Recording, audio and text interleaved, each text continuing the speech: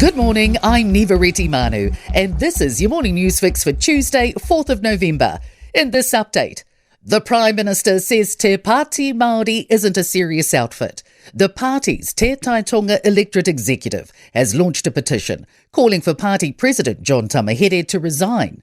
Tamahere's responded by suggesting MPs Maria Meno Kapakingi and Takuta Ferris are the ones who should step aside.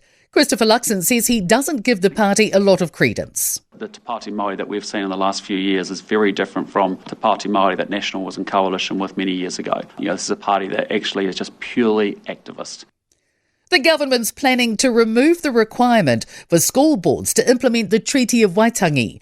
Under a 2020 law change, school boards are required to ensure local curriculum reflects local tikanga Māori and to make instruction available in te reo Māori.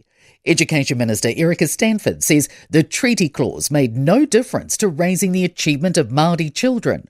She says school boards should not have to interpret and implement a treaty obligation that sits with the Crown.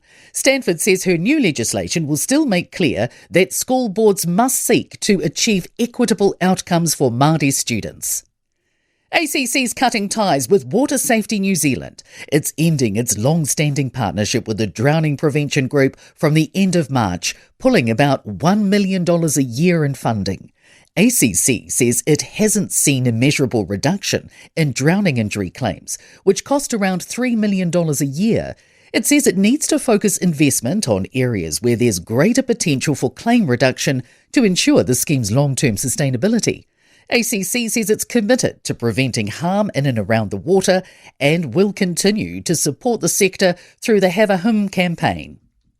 Kiwis are borrowing more and fewer are getting into credit strife. New data from credit bureau service Centrix shows a decline in defaults, liquidations, arrears and consumers behind on payments.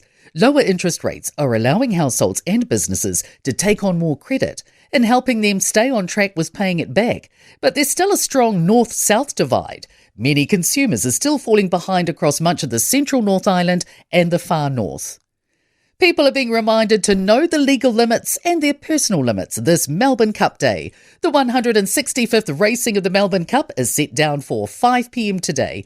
The Department of Internal Affairs says office sweepstakes are allowed, but they can't exceed $500 and all money must be returned to winners. Regulatory Services Manager John Sneed says gambling's a lawful form of entertainment, but it can get out of hand for some people. He says it's really important we have limits on what can be done without appropriate controls. And in sport, leg injuries have ruled Scott and Geordie Barrett out of selection for the All Blacks' second Grand Slam rugby test against Scotland at Murrayfield on Sunday morning. The NRL will look into Tonga's handling of Ali Esakatoa's head injury assessment. He's suffered seizure activity and brain bleeding following 3 knocks in the space of 90 minutes in the build-up and during the league test defeat to New Zealand on Sunday. Persistent rain in the build-up will likely result in a soft-rated surface for the Melbourne Cup starting at 5 p.m. I'm Nivareti Manu, that's your latest news fix. We'll be back with the next update at midday from the Newstalk ZB newsroom.